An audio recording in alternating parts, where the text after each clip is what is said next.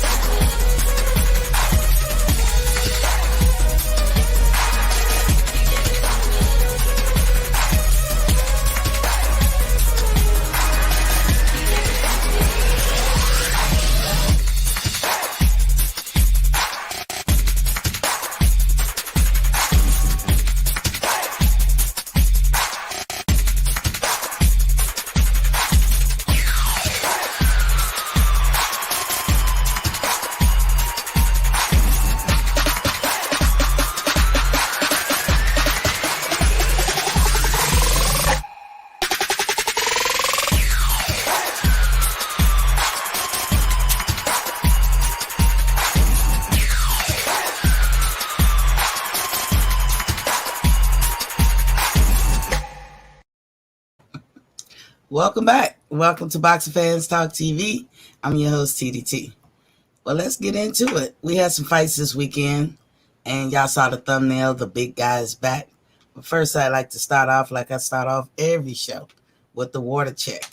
I've drank 12 bottles, 12 8-ounce bottles, that is, of water. So that puts me at 96 ounces of water today. So I would love to know what you guys drank today. Eric Gomez is in the building with the Bomb Squad. Yes, indeed.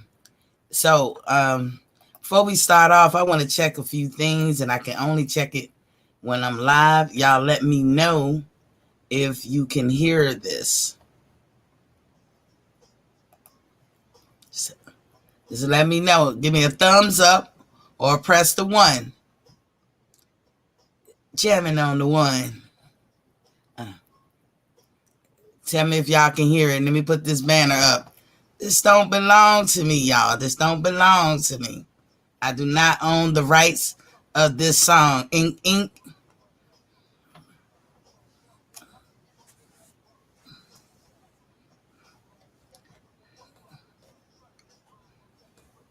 Can y'all hear it?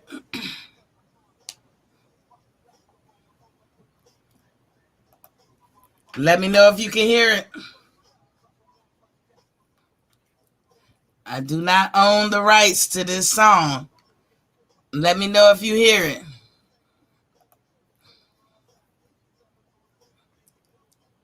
Lynn Ray is in the building, was popping king. Let me know if you hear this music. All hail the queen, Miss T. You good, Mom? Okay.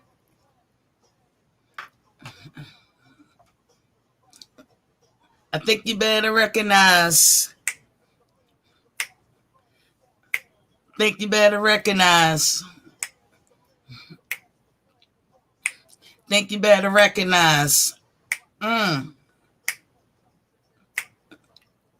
What?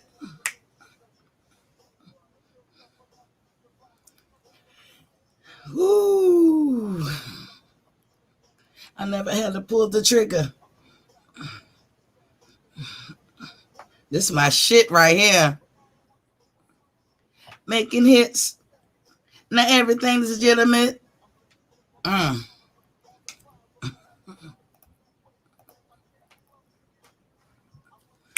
Yeah, I'm feeling myself tonight. This was my joint. Look, it helps you when you riding on the highway and you tired and you got a good system in your car. That thing got a thump, don't it?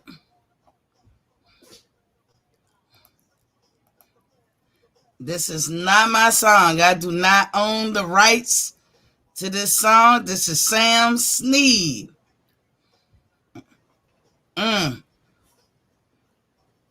Think you better recognize. Ain't.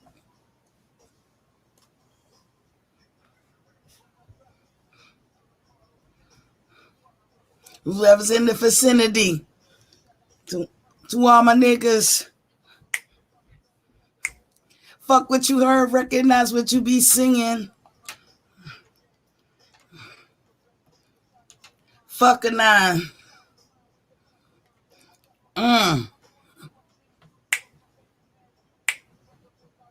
Oh.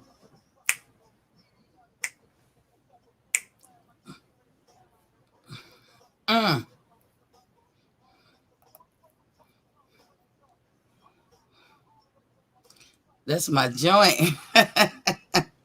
That is my joint. Listen, I'm going to tell you, every time I'm on the highway and I'm tired, Sam Sneed got to come on. Remember, I don't own the rights to that music. That is Sam Sneed shit. Just in case anybody trying to start some mess like Facebook. But, you know, I used to always, when I start my show, have music playing in the beginning because it gets the mood, you know, gets you in the mood. But then, you know, Facebook be tripping. Lynn Ray say, that's still his hard, that song. It do. He make me think of Steady B. Y'all remember Steady B? I fell in love with Steady B for the beats. And so when I first started, well, I was young when rap kind of like started and everything. So like I remember most of all of those old cats, but Steady B did it for me. Like once I listened to Steady B and the thump in his music, oh my goodness. I knew where my bread was butter. JJ in the building was popping king. He said, salute queen. Lynn Ray said, I'm flabbergasted. You have excellent show, and I'm only one in the chat. There's a couple of y'all in here. A lot of people don't come in, but I always tell you, I ain't gonna bite. Y'all just come through. Especially my ladies on Facebook. Y'all looking at it, come on through. We good here. Lynn Ray says, salute Jay. Yeah, they be in. Sometimes, like Eric is always in. Always. I miss my boy Demetrius. Y'all know where he at? That's who I miss too. So, anywho, like I said, water check. Water check. Y'all tell me how much water y'all drink today. It's a method to my madness, by the way, with this water check. Great attitude, Queen T. Yes, indeed. I could go on and take this banner down now. Let me see. Now, which one was it? That one. Okay. So yeah. Music is like, it's like the bomb. You know what I'm saying? Gets you in the mood. Get you pepped up. Whenever I do something, I gotta play some music. And really, I'm into the percussion part of all music. All music. That's why I like that go-go music out of DC.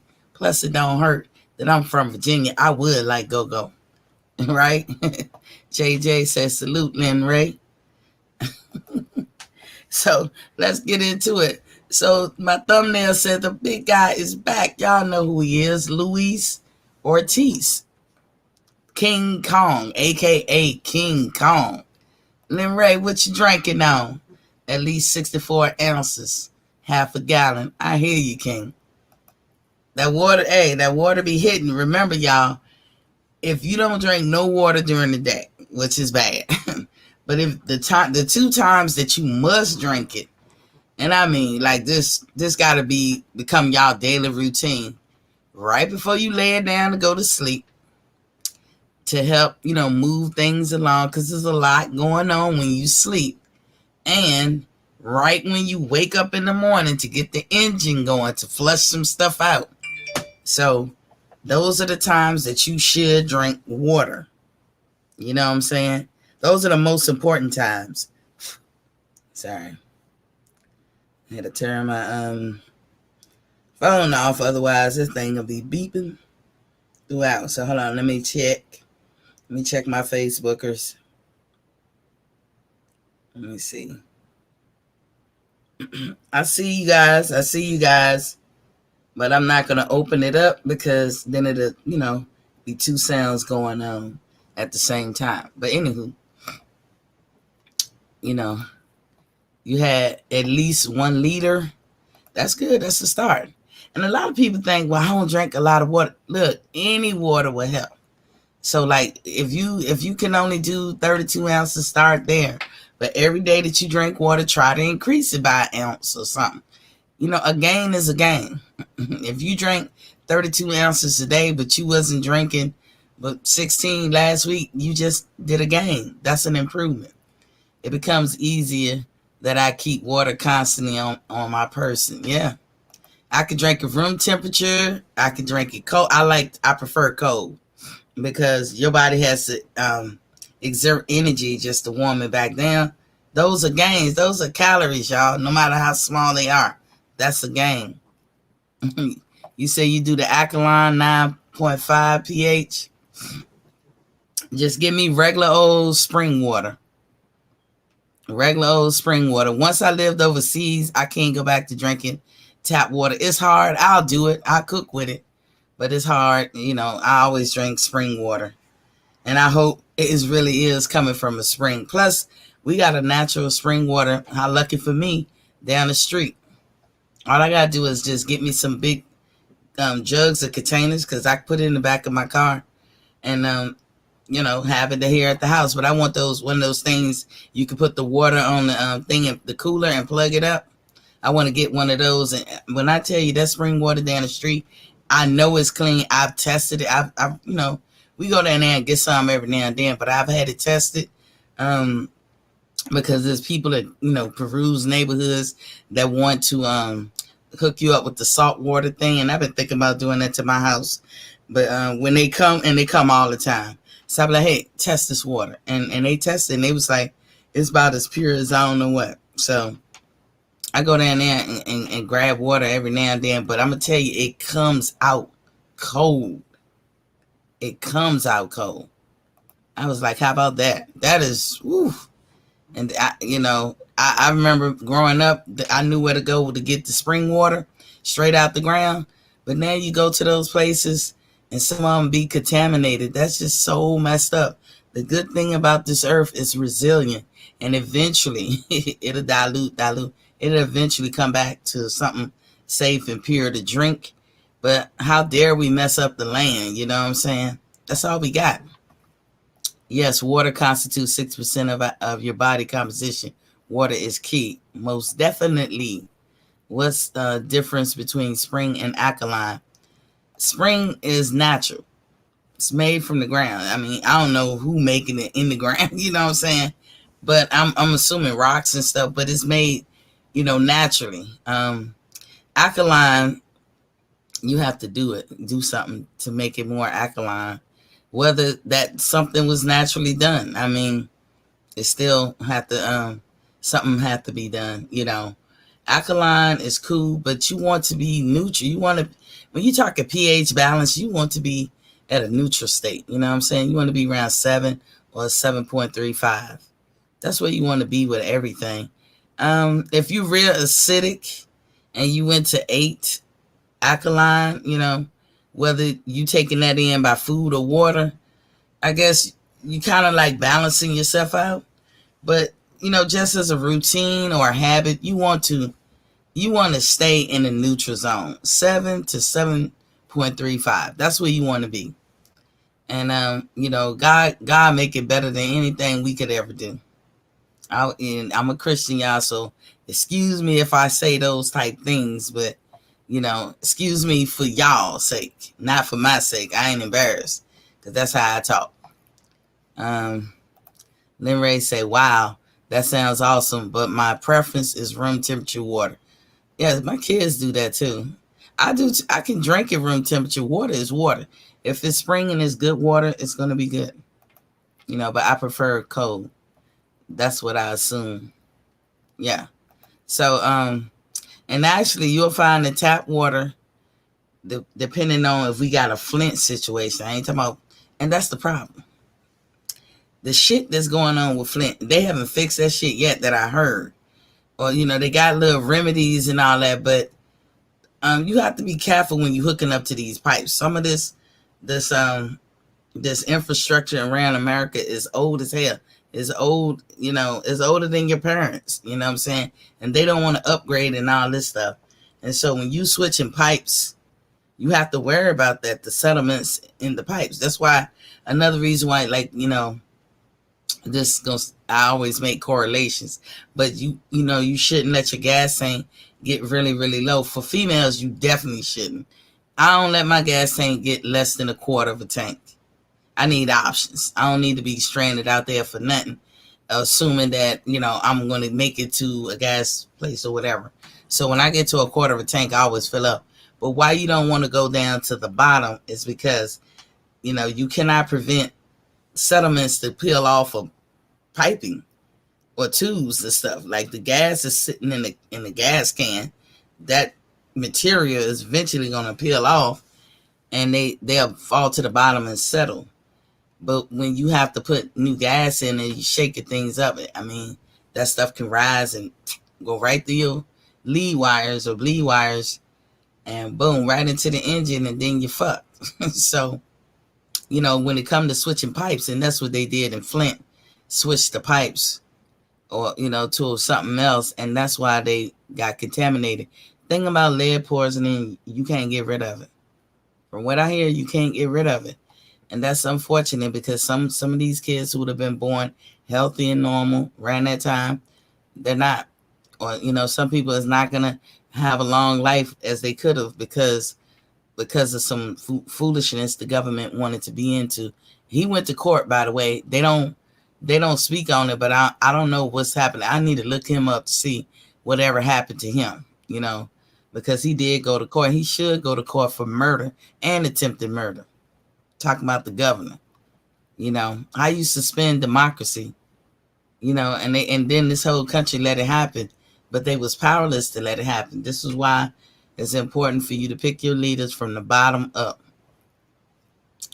Lynn Ray said, but cold increases your metabolism to bring your body back to normal temperature, which increases weight loss because increased metabolic rate. Yes, that's what I mean. You got to expend energy to take cold water and bring it back down to body temperature, because technically, I guess what it's saying is, when you drink water, when you're going to use it in your body and all, it has to be at your body temperature. Your body sets the temperature. So when it's cold, your body got to expend energy just to take make it a little bit warmer and not as cold. And that means you're going to burn calories in the process. If you burn calories, you're going to burn some weight. So, yeah. But that's why I drink it cold. I like it cold, too, because I can gulp it down. L-Dub is in the building. What's good, King? He said, what's good? Yeah, so we always do the water check. It's so important. And especially, and I don't mean to put out other races of people, but I'm from a black family, and some of my family watch, and I want to say to y'all, it's important, especially as black people, because these are things we are not doing. We're not drinking water. We're not eating right. And this is my little activism, if you want to call it, by advocating for water, for everybody to drink water. Let's make water popular again. How about that? Let's make it popular again. I'm not saying you can't never drink something else, but the bulk of what you drink should be water. And this is my philosophy. I'll never tell you, don't drink soda, don't drink coffee, don't drink liquor. I don't drink liquor, but if that shows stilo, then how about this? front load everything you're supposed to do first. And if you got room after that, so be it. So I try to drink as much water as I can. And then if I got room after that, of course I'm going to drink a soda, a Coke or something like that. Lynn Ray said, you explained it better. Thank you. But let's get into this boxing thing. So we had some fights this weekend. I'll talk about that in a minute. But Luis Ortiz is back, and he's fighting under a pay-per-view. Good for him. That's what I got to say about that one. Good for him that he gets a pay-per-view fight. And if he still feel like he can get in there and fight, then by all means. I mean, he didn't come to probably the heights of his career where he wanted to be. He experienced some 2 losses with Deontay Wilder, but at least Wilder gave him an opportunity. You know what I'm saying? He made him a somewhat of a household name because you will always remember the fights between him and Deontay, and he made a little coins along the way. So he has a fight, and I'm going to support it. I'm going to buy the fight just to support him, if nothing else. Now, he's fighting Charles Martin on the 1st of January. That's New Year's Day. That's next Saturday, y'all, on Fox pay-per-view. They're going to be at the Hard Rock Hotel and Casino in Hollywood, Florida. And it starts at 8 o'clock Eastern Standard Time, 5 o'clock Pacific Time. PGH Big Dog is in the building. He says, salute, Queen T. Salute to you too, King. Yeah, so I'm going to support. How about y'all? Y'all going to support Ortiz? And if y'all not, why? I'm going to support decent fighters. The fighters who keep it real in the ring and outside the ring. Now, I know he had that little blemish thing about him taking some banned substance a while back before he fought Deontay. But it was something about his blood pressure medicine. He's that age, y'all, where 9 times out of 10, as big as he is too, he's going to be on some shit like that. But if the king can forgive him, so can I. And that's Deontay Wilder. That's the king. So if he can forgive him, I don't have a problem. The second reason why I'm going to buy this fight is because it's heavyweight field card. It's going to be a heavyweight field card. And I don't know all the heavyweights. I know the top echelon ones, but I don't know all of them. Like, I know more other divisions, contenders and prospects from different weight classes, but not like, I don't know it like that for the heavyweight. So this is me, trying to learn some more heavyweights who are out there who could be contenders, or, when we be talking about them and we say, oh, they should fight this person or that person. This is just, homework for me. Lynn Ray said, I'm a huge King Kong, and I guess you meant fan, and would like to support him, but that will send messages that his opponent is pay-per-view worth or not messages I want to convey to the PBC. Well, I mean, you have that right, because I don't like, I'm not that big on Charles Martin neither. However, sometimes it's almost like when they be saying you got to take one for the team. Sometimes you can't punish one person. That's the story of King Kong Ortiz life. He always get caught up in some bullshit that prevents him from, surpassing the level he's stuck at. You know what I'm saying? Charles Martin, and this is just an opinion, y'all. Y'all tell me how y'all feel. Charles Martin, when he fought AJ, it was lackluster. I sat there and watched that fight and said, how did this motherfucker ever get a title? How? He shouldn't even be in the ring with AJ. In fact, I'm looking at AJ like an A-level fighter, and I'm looking at Charles Martin like a C level, maybe even a D level.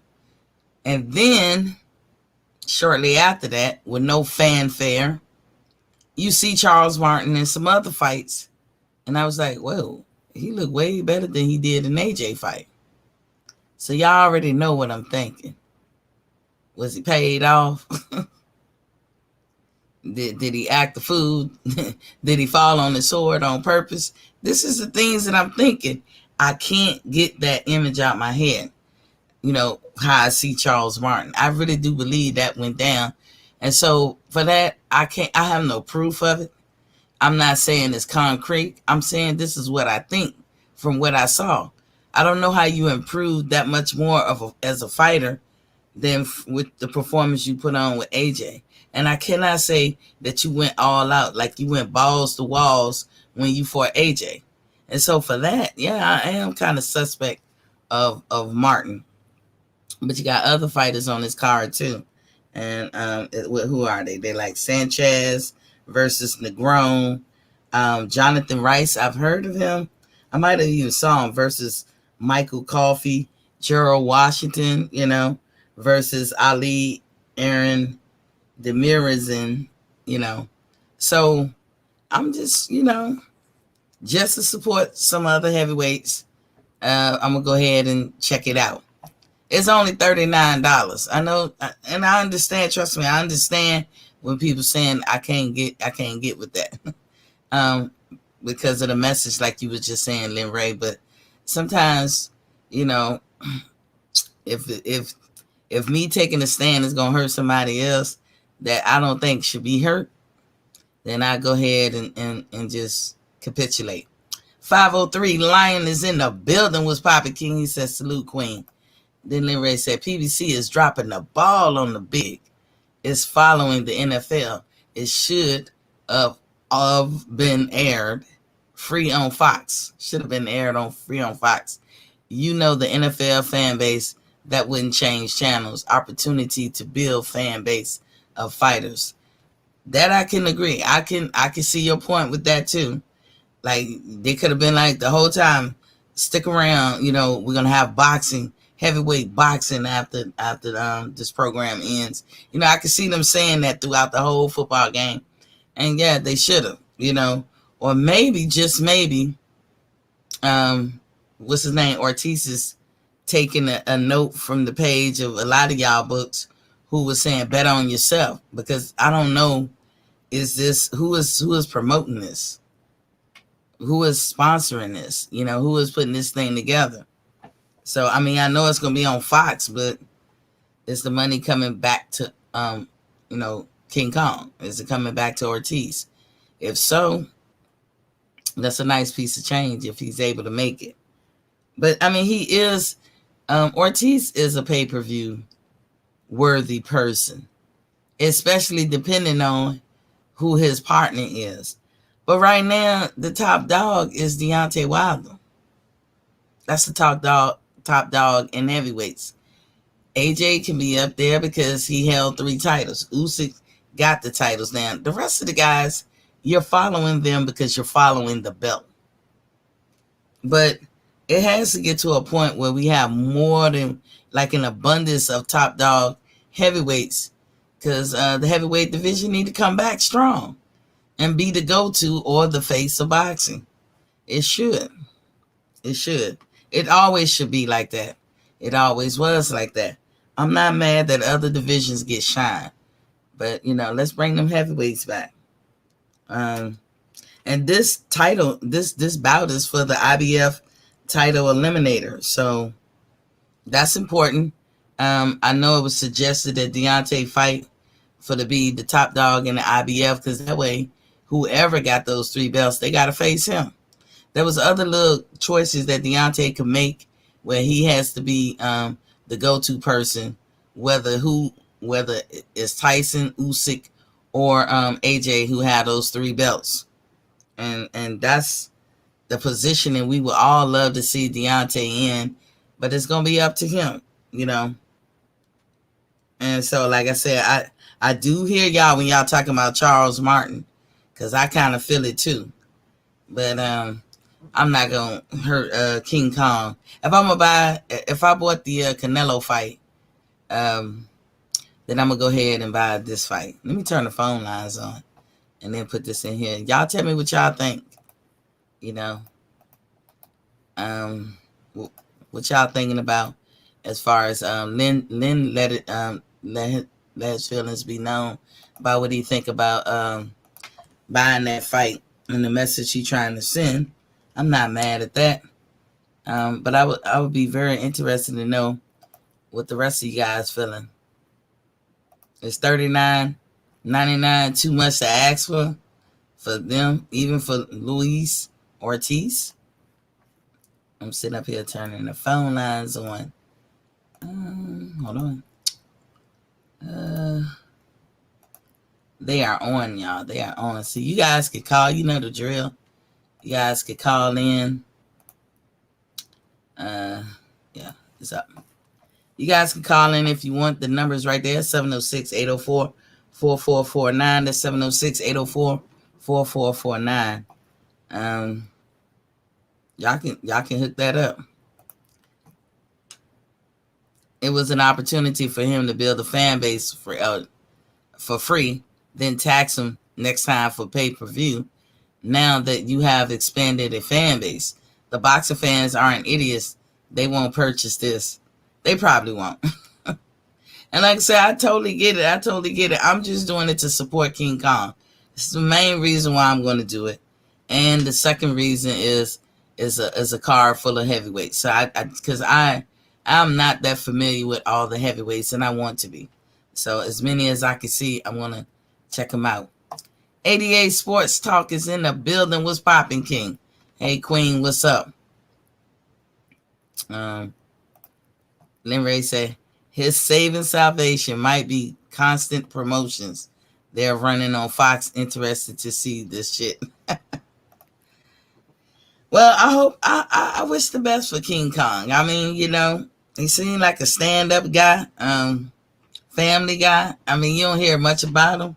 Ever since that little debacle, whatever he had, that little thing that was going on before him and Deontay first chopped it up. I guess it was a misunderstanding. It was fixed. Like I said, if he all right with Deontay, he all right with me. So let me move on to another story, okay? So y'all hear about the Ryan Garcia stuff. I mean, a couple of people saying it on their shows. I've said it. He one of them fighters you just can't trust. He's very popular. He is a handsome guy, so I see why he has a lot of followers. But as Judge Judy famously always say, beauty fades, dumb is forever. You know how she say that, right? She say that all the time, and you can apply that logic to everything. Beauty fades, such and such is forever. Your career record is forever. Your lack thereof is forever. You know what I'm saying?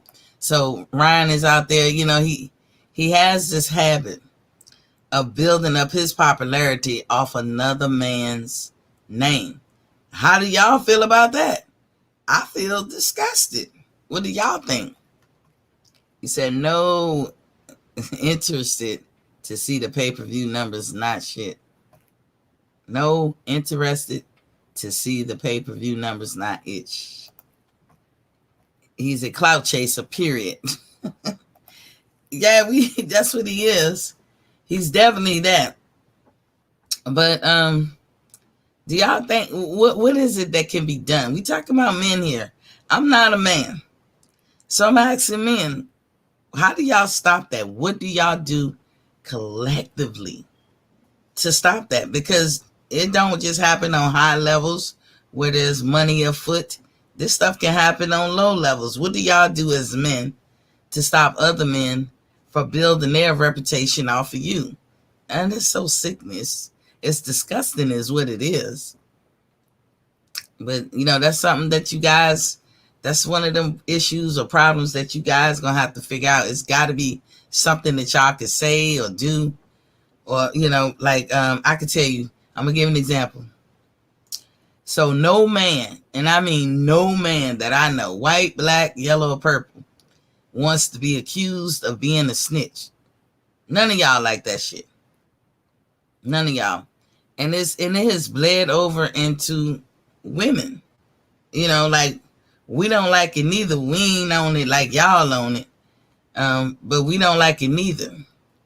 And for the record, y'all correct me if I'm wrong, you can't snitch on nobody if you was never part of the whole situation. Like, if somebody pulling a caper and you're part of the caper and then shit goes south and you snitching, shame on you. But if you're not part of the caper, then and you telling for whatever reason, being a good Samaritan, maybe the caper was off of somebody you cared about or knew or love or whatever. Maybe you trying to help somebody, whatever your reasons. If you wasn't part of that caper, is it still snitching? It's not snitching. Y'all tell me. Or has the word snitching evolved since I was young? Because if you're not part of it, like if you break into my neighbor's house and I got that on film and they come ask me, I ain't gonna ask for no court order. I'm gonna hand the film over. Because I'm not a part of you breaking into my neighbor's house. Because upon you breaking in, you ain't know somebody was home and then you shot somebody and somebody's dead. You know, all kinds of shit can happen. Don't be breaking in no house where I live. You do the same thing you do to a woman that wants too much attention. You ignore them. Okay. So you talking about, in that case, he's an attention whore. So that's what we should start calling him. When was the last time he fought? Please put him in with Elite 135 so they can KO him. So he finally not be mentioned with the elites of the division. They will constantly put him in the talks with the elites. That's the problem. That's the problem that all of us are having. Like, you keep bringing this dude up. He hasn't done anything. He hasn't earned anything. I mean, you know, what we say we're going to call him now, the attention whore. He's an attention whore. And we're going to keep calling him an attention whore. Everywhere you go, when he bring up his name, just say, oh, the attention whore. Because that's what he's doing. That living off another man's shit or name or whatever, I think that's deplorable. That's just not right. I don't know. I feel strongly about that. Like, that's kind of like stealing somebody's work. Or plagiarizing. That's how I feel about it. I feel that strong about it. Like I said, like people feel about snitching. He's on that level of a bad character. And, you know, we try to say little things about him, hoping he'll get the point. Hell, his big brother Canelo tried to come out and say something to him, but he won't listen. But, you know, you got on Mike Tyson and showed your ass on Mike Tyson's show talking that mess about Gervonta. You don't want no parts of Gervonta. And then when they writing articles, they act like he the second coming. Again, putting somebody up, putting the cart before the horse. We don't know what this dude can do. And Luke Campbell was not a gauge for us to be able to say what type of real fighter he is. They putting him in with fighters they know he can beat. So I guess I'm gonna start calling him an attention whore. If you guys have a different name to call him, that'll work better. I mean, I get it what you said, ignore him or whatever. But he keep getting rewards. He get rewarded for this shit. And so I guess the fans collectively, to all my casual fans that's, you know, joining. I have people who watch, don't know boxing. They're not going to jump in the chat or anything like that. Although I hope they do. Y'all are more than welcome to. But just so y'all know, we all know what an attention whore is. And that's what Ryan Garcia is. And the thing we always say about boxing, you can't play boxing. This is not a sport that the average person can do or that you just play. This is one of them sports you do or you don't. If you don't need to be in the damn ring. If your promoters don't believe in you, you don't believe in you, then you need to choose another profession. You know what I'm saying? You really need to choose another profession. Okay, I read that one. This is Oscar, most brilliantest marketing scheme with this kid. He finds a way to keep him relevant. Yeah, that's all Oscar got over there. He ain't got many people on the roster that's worth a note. And the people, he do got some people on that roster, but he not trying to promote him. He pulling the bob. Well, he made Luke Campbell retire. God knows. Luke Campbell could have been on his way out. Now, don't get me wrong. Ryan could. he could be a good little fighter. He could be, but he don't want to be. He is happy with being like a local celebrity. He could say, he's popular. He's a nice looking guy. He got 9 million, 8 million. It keep going up. I'm going to say 8 million followers on his social media. Cool. And then the little young girls who probably don't even look at boxing or whatever, like, Ryan, he's our man. Cheerleading like a motherfucker for Ryan. And Ryan get on there, and if he respond back to him, they up in the draws. And that's all Ryan want. He good where he at. He getting all the draws he can handle. Making babies out there. That's how he got a little pocket change. He the man. That's all he wanted. Victor Ortiz is Oscar Ace in the hole. Yeah, of course, any of those Mexican fighters. He has some black fighters on the roster. You don't ever hear about him. He not getting them no fights or anything. And that's unfortunate. I mean, but unless we have an answer for these young up-and-coming fighters to be able to make moves or maneuver in boxing like Earl did, like Devin Haney did, then they're going to sign with these type guys. For some reason, they don't want black people to shine. That's just my opinion when I be looking at boxing sometimes. Because the monkey wrenches that are thrown in some of these black fighters' way, I don't really see it being done other places. And we know money. We understand money and the corruption with money. But, like, why wouldn't you fight? Why wouldn't you give Shakur Stevens the fight that he asked for? If Oscar Valdez, as we call him, if he's all that, why we can't make that fight? They both under you, right? Bob. Or why we can't get Devin Haney? Why is it so difficult for them to even start announcing that the work is in progress to get Devin Haney and Cambosos? Or when TL had it, Devin Haney and TL. Or when Loma had it, Devin Haney and Loma. What is so hard?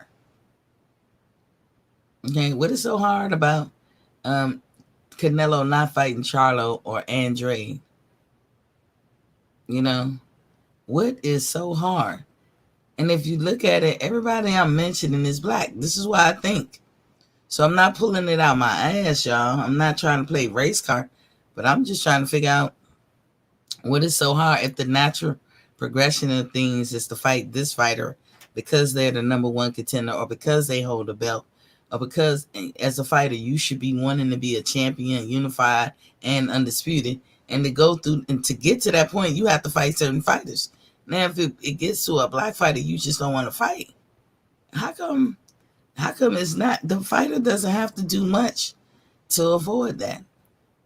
Like Lomachenko did not have to do much to avoid Devin Haney. He had help. Old Mr. Cantone stepped in and helped him. Mauricio Suleiman, the president of the WBC. So I'm just trying to figure out, why is that the case? Well, look at PBC undercards, predominantly non-black, and wonder why one of the reasons pay-per-view buys are down. Yeah. I just be wanting to, look, right now, some of my favorite fighters. I like Milnicki. I know a lot of people, y'all probably be like, why you like this dude? I like him. He called himself White Magic. I'm down for it. I want to see how he's going to flourish. I've seen him before. I didn't know by his name. Like, I'm bad with names, but I always remember a face. Going into talking about this weekend fights here. So Milnicki, he put on a show to me, meaning he was a boxer. He, to me, outboxed the guy. The guy was looking at him like, the truth. Like, I will fuck you up up in here. La Bamba, whatever, who he was fighting. He was like, I'm going to fuck you up. I hit you hard. You ain't got no stank on your punches. I mean, he had me wondering, like, damn, just one good hit. But Milnicki handled himself brilliantly for to be 19 years old. The dude is 19. And I remember his story. That's why I say I remember faces. The dude graduated from high school, no bull crap, and within months he had his first fight. Now, I did not see the fight where he lost, but apparently he has taken a loss in recent times. And I think it was to Richardson Hitchens. So I got to go check that out. Y'all know what I say about Richardson Hitchens. He's an excellent fighter. He's another one who can fight his ass off. He just don't have no pop to me. It's just a matter of time for he get in there with a monster. But I always say, when it comes to a person that you can look at and be like, oh, this motherfucker a beast, he a monster, I always say the pure boxer will win. I always favor the pure boxer. Facts. Exactly. Indeed. So I'm going to actually go look that fight up after the show tonight, because I didn't even know them two had fought. But I watched this young kid. I mean, he, like I said, I got to admire that. He knew what he wanted to do. He graduated high school. You know, he ain't shucked that off, because a lot of times, listen, I'm just a short story or a PSA announcement. There's no reason in America why these young kids should not finish high school. Now, I say that, like if you have a home, you living with your parents, because we got people who are homeless who still make sure their kids get off to school and get their diploma. So if they could do it, that's why I be saying there is no reason why young kids in America today should be shucking off their high school diploma. That's the least you should have. That is not going to help you going forward. If y'all haven't noticed, in this world period, we getting away more and more away from brute strength. So y'all, if y'all could correlate that to, it's going to be by what you know. It's kind of like, this a far stretch, but I'm going to say it anyway. I'm a Star Trek fan. Love Star Trek. Love it, love it, love it. Watch all the Star Treks. But in that world, it's about what you know. Your value is placed on what you're trying to do, your heart, and what you know. And eventually, the world going to have to get to that, because we're not going to need as much brute strength as we did before. The world is... I'm not saying there would be a world where there's no brute strength necessary at all, but if that's what you're relying on, you have to reprogram your mind. That's all I'm saying. I'm not saying it's not good to have brute strength. You know, a lot of us can be so lucky, but it's just, it's not the way it is or the way it was before. You can have a whole society with people who don't need, nobody's running down to pray, getting the food so you can eat. You going to a grocery store, just think about that. So you gotta have to start using your mental. But again, back to Milnicki, this dude graduated high school and right away became pro. And I think he had to get a waiver. I think he was 17 when he had his first fight, and he had to get a waiver, and he did well. He's friendly with Richardson Hitchens as well, or they practice together, or they box or spar, whatever you call it. And I'm sure he picking up a lot of stuff. He never gassed out. I was watching real hard when he went back to his corner. He never gassed out. He was just breathing like them young folks do. He just breathing normally.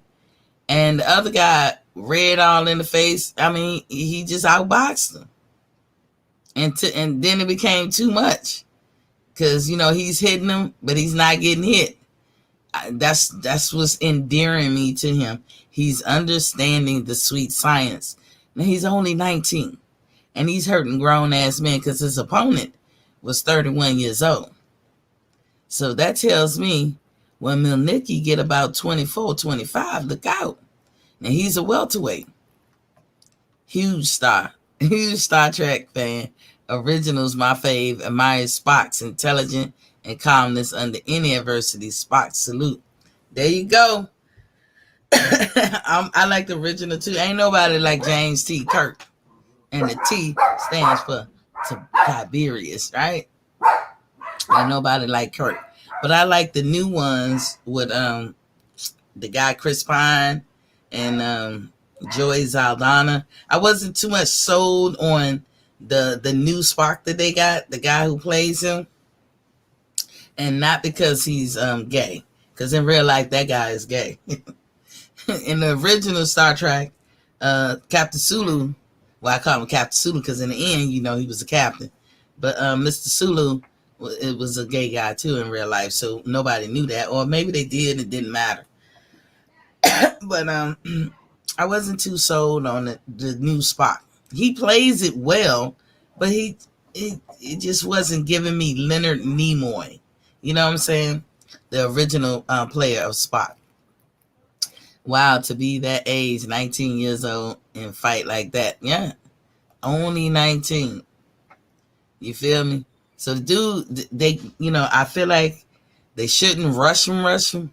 Because, I mean, he's in the welterweight. So you got to contend with people like Boots. And I'm going to stop bigging up Virgil. Virgil is up there because he ranked high, but they playing games. So, he's not coming off like he want to smoke. He's not coming off like he want to fight anybody because they're strategically moving him around. And so I'm kind of like falling off of the Virgil train. And I was honest about Virgil. Virgil don't have that many tools in the bag to pull from. If he want to fight somebody, like he better not be calling out no Terrence Crawford or no Earl Spence or none of them guys. He better not be, or hell, even Boots, because Virgil comes forward. What I like about him is he's relentless. What's on his side is he got pop and he's young. that's what's on the side. He know enough fundamentals to protect himself up in there in the ring. He get in there with somebody like a Spence or what's his name, Crawford, or hell, even a Boots. Shit, yeah, it's gonna be over before it start. Oh, and the Ferengi Quark was my man number 2. You like D Space Nine? with those Ferengis always trying to trade Latinum. Latinum or whatever the fuck. I can't remember their little money value. They were some money hungry people. I know, look, we could be here all day talking about Star Trek, but I better not. Some people, I don't understand why they don't like Star Trek. Are y'all crazy? If they came to me right now, no bullshit, I bullshit you not. If they came to me right now and said, T, we got the capability of freezing you and we'll wake you up in 3053. I'm like, who is the captain of the Enterprise? Y'all know that's the Navy too. So I like it. Star Trek. And some people be like, no, it's not the Navy. Star Trek is the Navy. D Space Nine had a little bit of, Army and Marines in there. But Star Trek, from the original conception, that's Navy all day. Agreed. Oscar's building his and Virgil's bank account as long as possible. Yeah, they moving them around strategically, and you don't have to. When you young and you got some modicum of talent, you got to get out there. You got to get out there and make your bones, y'all. These young fighters, y'all claim y'all want to be or have the success as a Floyd Mayweather. Y'all better go back and really look at what Floyd Mayweather did. They threw Floyd to the wolves. I guarantee you Floyd thought that they threw him to the wolves. They was probably trying, let me squash this motherfucker fire before it even gets started.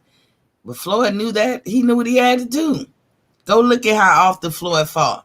And then come back and judge yourself. Put yourself up against how he fought. Like that, all you got to do is look at his record and look at the date, time, group stamp. When did he fight? And how often? And if y'all not doing that shit, something wrong. Money hungry. Yes. Laugh out loud. Quark was always scheming for the bag. Hey, Lynn Ray, I just purchased, or I got a subscription to Paramount. Now, we got Amazon Prime. We always had that up in here. But I just got with Paramount. Why? One reason only. Star Trek Discovery. I was a big Catherine Janeway fan. Star Trek Voyager. D Space Nine I would watch. I could watch. I wasn't that big of a fan of D Space Nine. Of course, the original Star Trek with Kirk and all that. The new ones with Chris Pine, Zoe Saldana, and all them, because they're reenacting Kirk. It's just a younger version, younger crew of Kirk and them. But Discovery is weird as hell. It's weird as hell because I was trying to give it a chance. You know, the one with Scott Bakula too. I don't know what they call that Star Trek, but it's supposed to be like right when they started learning warp, or like right in the beginning, probably before Kirk. I don't like that one. I try to get with it. I fall asleep on them shits every time.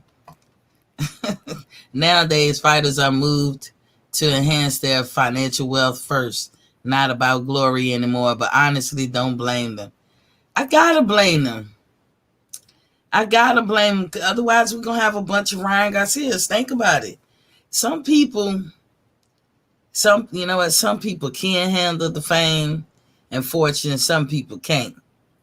But I just figured that's why you got to live on principles. You know what I'm saying? It's better to follow principles than anything else. Like, okay, I got into this fight game because I want to be a champion. That's my ultimate goal, is just to be a champion. Well, if that's all you pray for and that's all you want, once you make champion, once you reach your goals, then from that moment forward, then I guess you move how you want to move. You know, if it's just for money, it's just for money. But if you get into this fight game and it's just about the money off the rip, come on now. You're hurting the fans. You fucking us up. And I'm telling all my casuals, all my new fans of boxing, that's like listening to my program, because I know a lot of y'all come back and tell me later, like, I ain't know shit about boxing. But I always tell y'all, just look at my program for about a month. I'm not the end all, the be all. But if you look at my program for about a month, you're going to understand a lot more than you think. And so don't get into a fighter who's new to the game, who's just about the money. They got their priorities messed up. That's what you better learn. That's what you better take away. They got their priorities messed up, and ain't nothing good going to come of that. Nothing. You said, okay, we'll have to watch Star Trek Discovery. But, how could I forget the Mandalorian is the ish? Well, I mean, the nemesis of Star Trek said, I think this the ish. That would be the Borg. That shit. When they did the Borg, they broke the mold. They broke the mold. Resistance is futile. Remember when the Klingons, I think it was the Klingons or somebody was talking, but they talk in metaphors or they talk backwards. Mine eyes are wide into Nakwa. Or some shit like, when I tell you I'm a Trekkie, some people get tired of that, but I'm a Trekkie for real. The fans ain't gonna help you when bills due. Self-preservation first. But listen, we all start at the bottom. Y'all listen to me. We all in our life start at the bottom. When I came into the military, I was Rudy Poo. I'll tell you exactly what I got paid. Every 2 weeks, just like every other military person. They still do that. But I used to get paid, no bullshit, after taxes, $250 every 2 weeks. And that went on for a minute. And I knew, shit, it's going to stay like that unless I do something different. And the difference was making rank. Waiting my time out. Because when you first come in, I don't know about the other branches, but the first 3 ranks is a time thing. You just have to wait your time. Then Ray said, you have to watch the Mandalorian. It's on Disney. All right, I'm going to check it out. They got another cartoon, too, on one of them. What's it called? Catherine Janeway is in the cartoon, but I forgot what it's called. But I'll check it out. The Picard, I couldn't watch that shit neither. Nah, I couldn't do that. Give me some action and shit, you know. Like, I watch Star Trek and really be thinking, damn, I wish I could be in them times. Real talk. Offer me that. Offer to freeze me and wake me up during them times. But I wake up from this moment and age, or you have some kind of vaccine or something where you can make people a little younger, shit, I'll take that too. Queen T, having O's behind your wins is huge for marketing a fighter, which comes the bag. True. But you gotta understand, if you're not gonna work to get those O's, if you work, you have to prioritize. Okay, nothing is promised you. No matter what you do, if you get in that ring, anything can happen. We understand that. You got to be a person that's want to put in the work, and you can get to a level or a situation where you're most of the time winning. You know what I'm saying? But don't be, to me, it fucks me up if a fighter is coming in just trying to get the money first. And then that means you don't need to go through the hard stuff like everybody else had to. I don't believe in that shit. I don't believe in that at all. If I had to go through some hard stuff and I turn out okay, then guess what? You're gonna have to go through it too. Queen T will be in chat listening. All right, got you. So you just gotta, you gotta be willing to go through the hard stuff and wait your turn. Sometimes it really is about waiting your turn. So, but we got Coach Henry Garcia. That's Ryan's father. For those who don't know, he confirmed on Sunday that there would be a fight between Ryan and Cruz. But if you go look at what he actually said, he ain't confirmed shit. But this is what the article said. He confirming. What I'm trying to tell y'all casuals, when Ryan Garcia, even his fans, yeah, he's a nice looking guy. He might even be a nice guy outside the ring. But we talking boxing. He's being an attention whore. He's living off of other men's progress. That can't be cute. That cannot be manly too. Y'all talk about demasculation all the time. This shit right here. This is like a man demasculating another man. This is just, it's horrible. It's horrible. You might as well, go out on a date with some of these guys or something. I don't know. Ryan got all kinds of advantages in a matchup with Cruz, and he does. He's 5'10". Cruz is 5'4". That's advantage number one. Ryan is quick, but now Ryan got to think about it, because if he so-called just hurt his hand, and we see that his Isaac Cruz head is big and strong enough to break hands, just go ask Javante. So you got to think about that, because it's different when you're fighting somebody eye level and you fighting somebody that much more shorter than you. It caused a problem for Javante a little bit, because he had to punch down a little bit, but he weathered the storm. But see, Ryan is also quicker. And that, again, he's young. He got these abilities now, but if you don't use them, you'll lose them. That's kind of what Canelo was trying to tell you. You know what I'm saying? And y'all gonna hear this, which is rare. I agree with Canelo. I agree with his assessment. I agree with him saying what he said. He was acting like the adult in the room. He was acting like the big brother when he called Ryan out, and Ryan apparently ain't listening. Ryan, of course, being that much taller than Isaac Cruz, he's gonna have a reach advantage too, like a 7-inch reach. But here's the thing: Isaac Cruz ain't scared to get in there and chop it up. I done told y'all about this dude.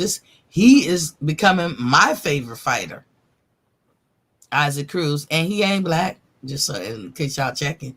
So it's like Miss T don't just be repping just for somebody just because they black.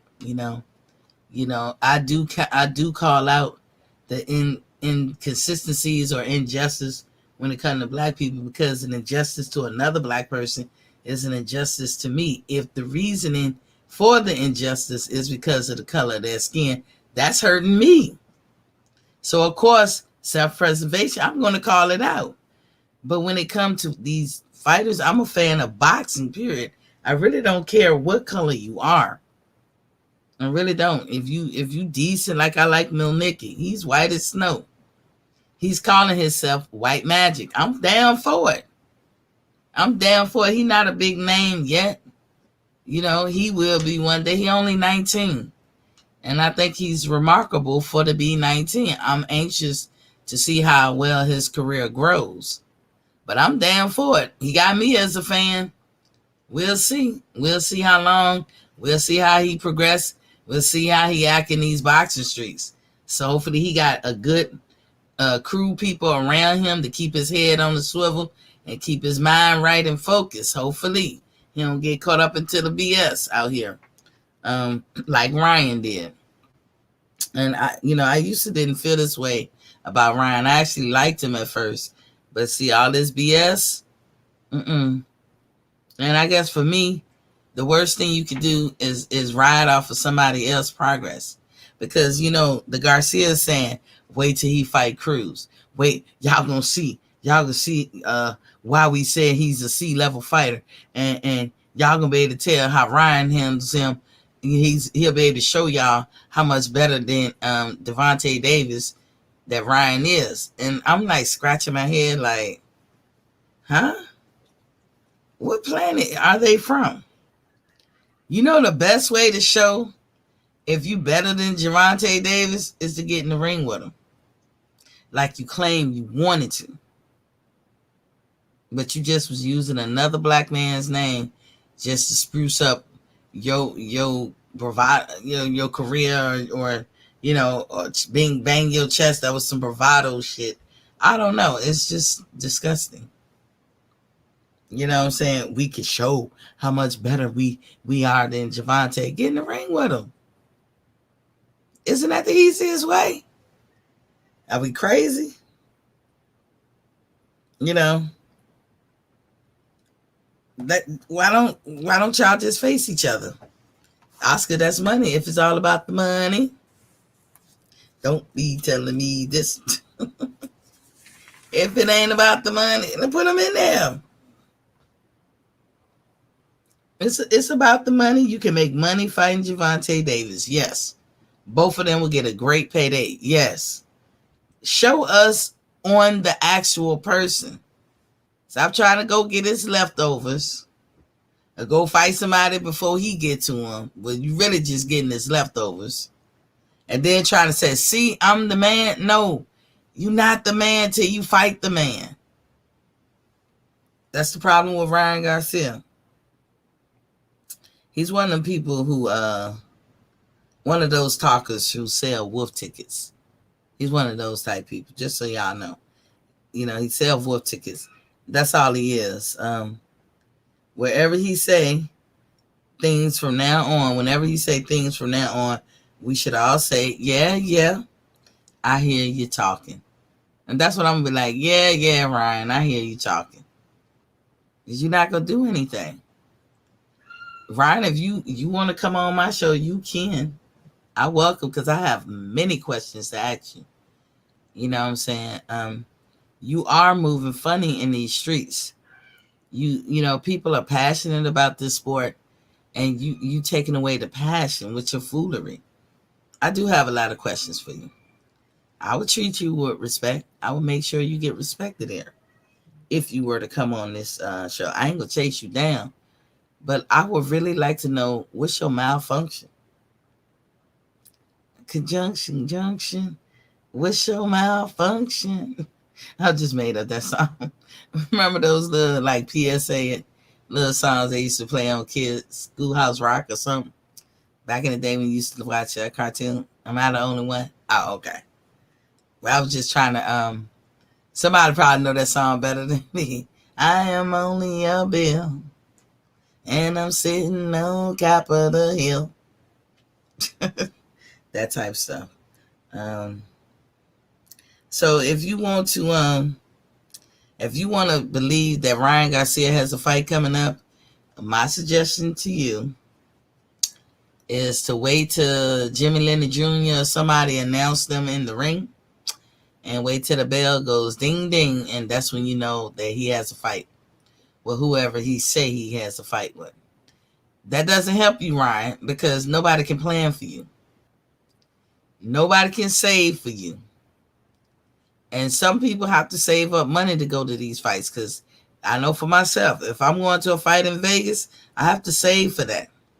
I have to plan for that. I can't last minute be like, oh, okay, make a move on something you say. Hell no. You're not money in the bank. You're not guaranteed. Because we don't know what you're doing, He says, Lynn Ray says, Schoolhouse Rock. Wow. Yeah. Schoolhouse Rock. Yeah. I was there every Saturday. Every Saturday. So, like I said, you can't believe him. You can't take him seriously. And that's unfortunate for your career. Why? Because Ryan is a liar.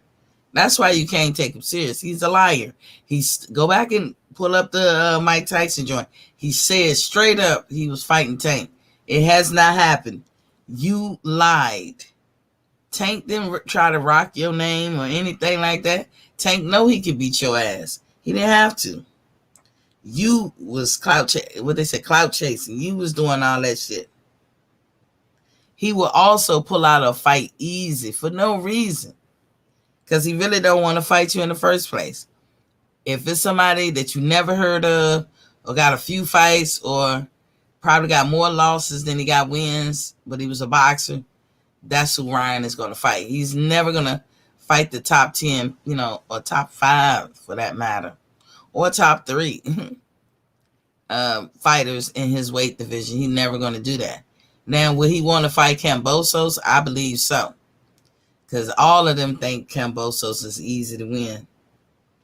But shout out to Kambosos for realizing his dream.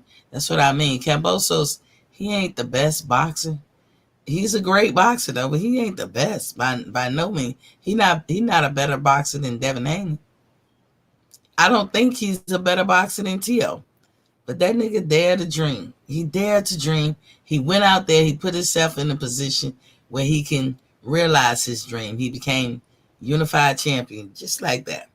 Wouldn't have happened if he stood at home bringing up men riding off their name. Come on, you a whole father out here, Ryan. You a whole father out. So far, I think you got 2 kids. You might even got more by now. You a whole father. And that's what you showing your daughters? That you would ride off another man? Name? That is. So, I can't trust you, dog. I can't. Moving on from Ryan. Get your shit together, man. Eddie Hearn is working hard to secure the Kambosos fight for Devin Haney. Now, that is true. I give Eddie that. He is working hard to try to secure that fight. He is shooting for April or May in 2022, but he got Bob on his heels. Bob is on his heel, and Bob is pushing Loma, and Bob is not going to let up. He's not going to let up. You know what I'm saying? I will keep you guys updated because I'm on this shit. I'm going to be watching every little move as best I can, getting information from wherever I can to stay abreast on what's going to happen with the Kambosos and Devin Haney. All I know is that shit better go down. That better be the next fight for both of them. I'm going to flip my wig if Kambosos announced that he's fighting somebody else. I'm done. I wouldn't give a damn about Kambosos after that, because why Kambosos? I don't have no disheartening feelings towards you right now. And I probably won't. But if you come in with the foolery, nah. Do not keep listening to these people about you having all the belts. Now the new way to say that he's undisputed is to say he has all 4 belts. Because when you say that to somebody, whether they're a casual, novice, or an expert in boxing, they're going to say in their head, oh, he's undisputed. You're going to start thinking that way. So they blatantly call him undisputed. They be like, the franchise belt make him undisputed. And now they saying he got all the belts. He got all 4 belts. That's the new way to say he's undisputed. Y'all be on the lookout for that one, because that's bullshit. It's not undisputed. Devin Haney is undisputed. And Devin Haney deserved the shot before Lomachenko. So I don't care what Bob Arum is saying or whatever. That's the gist of it all. Now, before we get out here, I want to talk about Sean Porter. Sean Porter is in a unique position to critique all the top welterweights. And the top welterweights are Errol Spence, Bud Crawford, and Yordenis Ugas, right? And I say it in that order, top welterweights. Okay, so he claims that, and this is Sean's, he has the unique ability to say these things because he fought them all. He claims that Spence is more powerful, but he could lose. He has, and he got a little bit more specific. He says Spence slightly has more power than Ugas. So when he said it like that, I was like, well, goddamn, Ugas got power. I mean, y'all, what y'all think? He not saying directly out his mouth, Ugas got power. He just said Spence slightly has more power. And he said Spence is more powerful. I think he even might have said it. He didn't say, like, he didn't, in a sense, I could see if somebody think about what he said about Bud's power compared to Spence, I could see somebody saying that he basically saying Spence got more power. But he says shit like, his is different. It's just different. And it's hard to ascertain what that different mean on his scale because it's almost like he won't say it. But I wish he would. I wish he would clarify. Then Ray said, I personally think he would rather face Haney, more dollars, and Haney has the other belt. Only logical choice. You would think, Lynn. You would think. I would think too. I wouldn't be 3 belts, in and be that close to being undisputed and not go for it. Hell to the no. That's what you want. That is the ultimate goal. That is the Super Bowl. You know what I'm saying? But Porter is claiming that Spence is slightly more powerful than Ugas. And he's not giving Spence the whole, like, oh, you'll run through him, you'll wash him. I don't think none of us are. I got Spence in that fight. What y'all think? Who y'all got? I got Spence. And I'll tell y'all why in a minute why I got Spence. But I got Spence in that fight. I'm not saying it's a wash. Because, like anything, you talking about a great fighter. Ugas is not a slouch. Ugas is a Cuban fighter. He knows how to box. He's a pure boxer. And so I told you, I always carry favor with the pure boxer. I do. And sometimes you can have 2 boxers that are, pretty much pure boxers or complete fighters, but one sometimes will edge the other. And that's how I describe Errol Spence versus Terrence Crawford. I think Earl is a pure boxer. I think he's fundamentally sound. I just think Terrence can do more.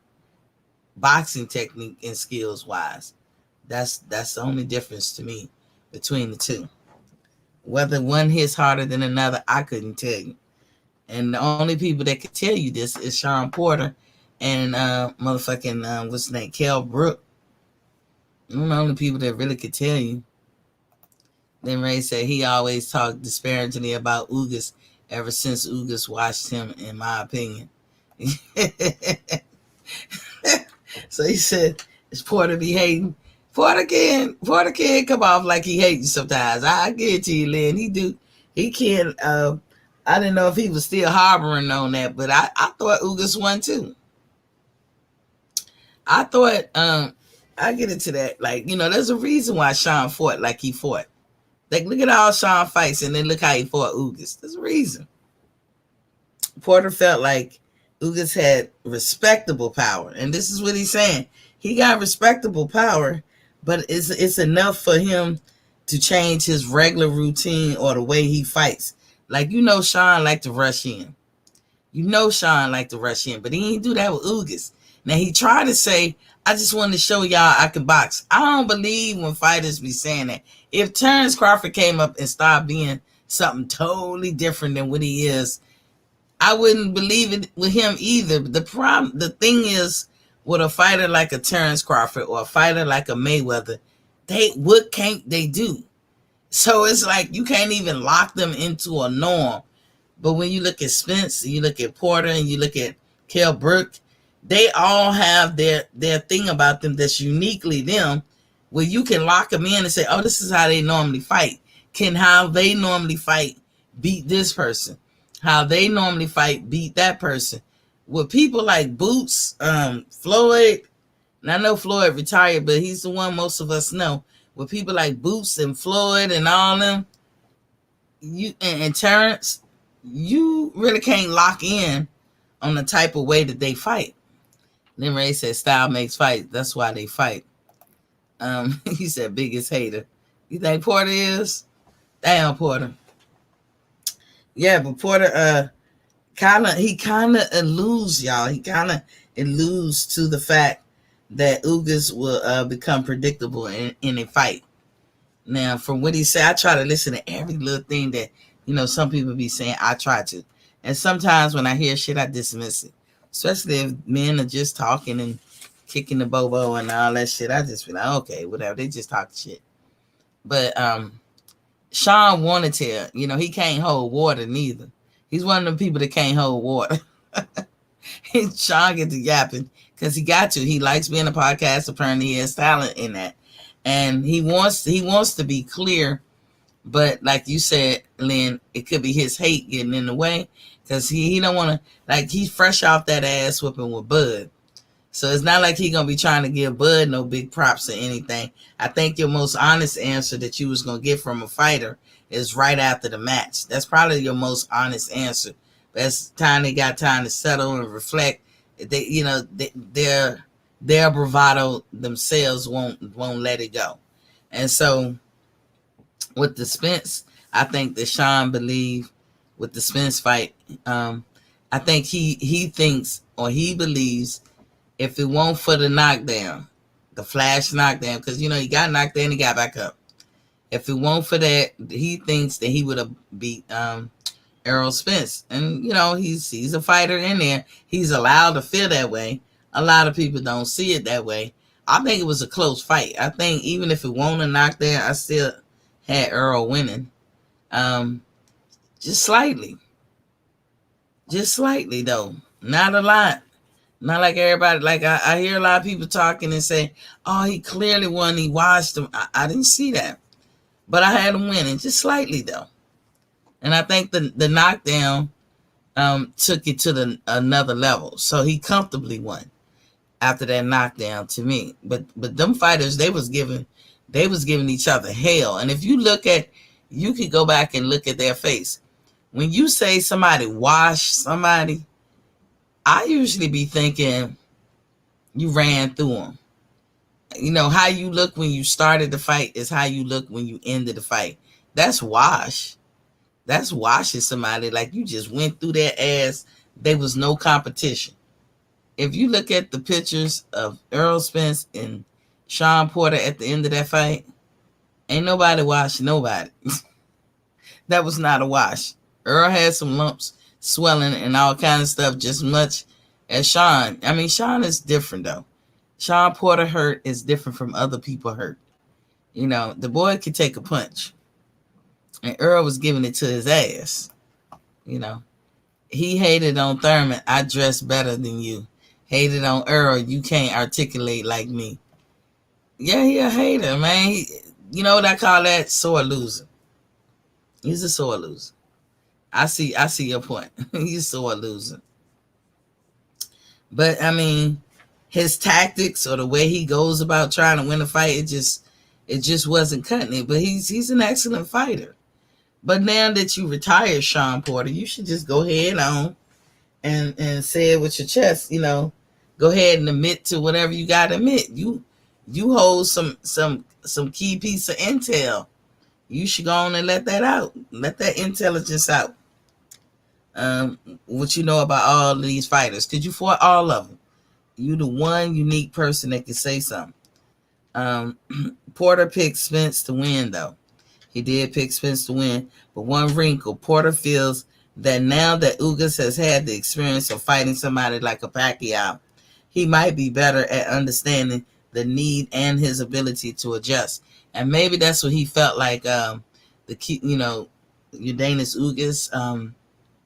They wasn't good at adjusting.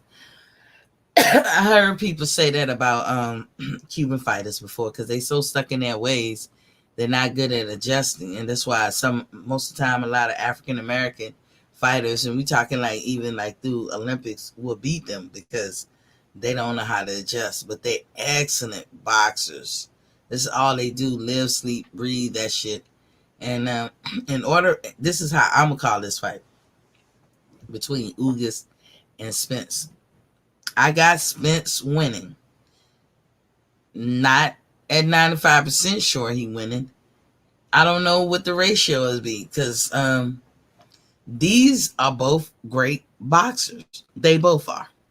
I think skill wise and ability and all the nuances of boxing, the different skills. I think Ugas might know more or have displayed more in his fights than Earl. Earl didn't have to.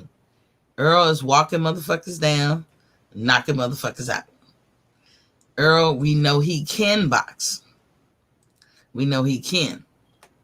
But for Ugas to win, he's going to have to adjust and do something better. He's going to have to adjust and pull out tools that we have not seen. He's going to have to be fighting on angles, and he's going to have to put some pop on his punches. He's going to have respectable fighting skills that night. Earl, in this situation, just have to be Earl. Because Earl got something that a lot of these fighters don't. You see, Isaac Cruz has it too. He's relentless. When he get in there, he ain't fucking playing. He ain't trying to stop and have a coke with you. He is relentless. He's coming in there, missiles blazing, in there to do his job. He'll talk to you after the fact. There's no rationalizing the way he does it. He ain't gonna change for nobody. He ain't finna sit up there and chop it up with you and make nice. He gonna beat your ass. So Ugas, you're gonna have to do. You're the one. The onus is on Ugas to do something different. Earl just can be himself. He could actually be himself in this fight. I think it will go to the cards. Will be interesting. I think if Sean Porter, see, you don't know. Like Lynn, if you saying he a hater, why is he saying Earl got slightly better power than Ugas? Instead of saying Ugas got power too. Like, I don't know. Sometimes I be wondering when people talking, do they want that to just permeate out there in the boxing streets? And then, people on Earl's team be thinking, oh, he don't punch that hard. I ain't gonna worry about it. I mean, that's just crazy. What you mean slightly more power? I think the better way to describe that would have been, hey, they both got some power. But I would give the edge to Earl. Because then we all know that Ugas got pop. But the way he said it, I don't know. I don't know what he's trying to say. But I really believe Earl can be his regular self. Earl can walk him down, be relentless, sit on his punches. Earl can tear his ass up. Ugas has to be different. Simple and plain. He has to be different. I don't know all the stuff that he have to do. He's going to have to do something to nullify Earl's relentlessness. And I don't know if he got it in him to do it. I think it would go to the cause. It would be interesting. Then you say because Ugas made him look bad. No fighter did that to him. But they rewarded him with the win. So I don't know why why would he still be upset about that. But, like I said, Ugas, you going to have to, the onus is on you. And it's not to say he can't bring that out of himself. Because, again, he did get experience. That was a great point, that he got experience fighting Pacquiao. Pacquiao is Pacquiao. Even though he's slowed up, he's older, Pacquiao was still Pacquiao. And Ugas found the way to win. Of course, Earl would have killed him. You know what I'm saying? But, Ugas found the way to win. So, just like you found the way to contend with somebody like a Pacquiao, i.e. the original Matrix, all them angles and stuff, then you're going to have to find a way to win with Earl. You're going to have to give him angles. You're going to have to make him miss and make him pay. You gonna have to do all that stuff, and you gonna have to put your stank on your punches. And can Ugas do that? He can. But will Ugas do that? We don't know. Cause Earl, he likes to take the soul. Earl like to take the soul out of you. Okay, hold on. It was a gift, that decision. It sure was. Cause I was like, what? Ugas beat you. And Sean Porter, you didn't just fight him that way because you wanted to show the world you can box. You never gave a damn. That's the only time you ever did that. Even with Kell Brook, that would be the time to show the world that you can box, because that dude, all he do is box. But you didn't. I think that Ugas hurt you, and you knew he could hurt you, and you knew he was a better boxer, and you fought cautious. You fought cautiously. And Ugas was just trying to get you just right, and you knew if you could avoid, because you kept backing up, you was moving, and he was hunting. So you got a gift that time. I honestly believe Ugas won that fight, and he didn't go off the deep end. You ain't hear nothing bad about it. He just kept his head down, kept charging forward. So I like Ugas too. It's not like I said, I don't give Earl a 95 or 90% chance he gonna beat Ugas. I think it's gonna be a back and forth. But Ugas, the onus is on you. You better be on your P's and Q's. I will tell you right now, whatever pop you got on your punches, you better give it to him. You better make him miss, and you better give it to him, or else he go destroy you. I got Earl on this one. I really do. I got Earl. And it's not a guarantee. Why? Because he is relentless. And I tell you that nothing beat relentlessness. Ugas, you better not fight cautious. If you fight cautious, you're going to lose. If you fight timid or frigid or any of that shit, you're going to lose. Even if you go all out, you probably still can lose. So, to me, leave it all in the ring and go all out. Besides, EJ has clearly stated in recent days, that he is on his way to undisputed, and that's what he want to do, and we have to take this man at his word for it. He said he wants to be undisputed. That means after the Ugas fight, he's going to fight Bud. Hopefully, them two fight. If the fight don't happen, I'm not going to lose no sleep. I just hope that it do happen. That's all I can say.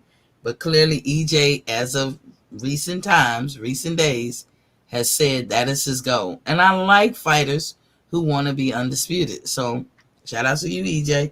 I'm gonna hold you to it. I'm gonna be looking for it.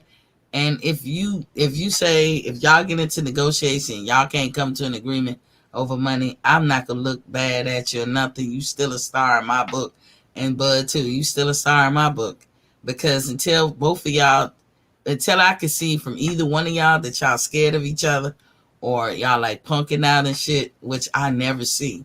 It's a lot of bravado, a lot of ego and shit, and you really can't get in between two men and their ego. That's something they gotta work out, But as long as I know that neither one of y'all is scared of each other and y'all both really do want to fight each other, I'm good. I'm gonna sit on the sideline and just wait till it happens. But good luck in your next endeavor. I look at that as him stating his claim and being clear on his intention. Him saying he want to be undisputed. As a fan, this is what we want from our fighters. All we can say is good luck, and that's how I feel. That's what I wrote down. All I can say is good luck to EJ and everything. I really do. Like I said, EJ gonna be himself. That's all he got to be. Be in shape. Have your stamina and your endurance in check. That's all you got to be. Ugas, you're going to have to be a little more. Not that you can't be a little more, but you're going to have to be. The worst thing that happened to Porter was his first commentating job. That's why Kenny Porter was in is still so salty, because the payday off Sean ended. Maybe I'm reading this wrong.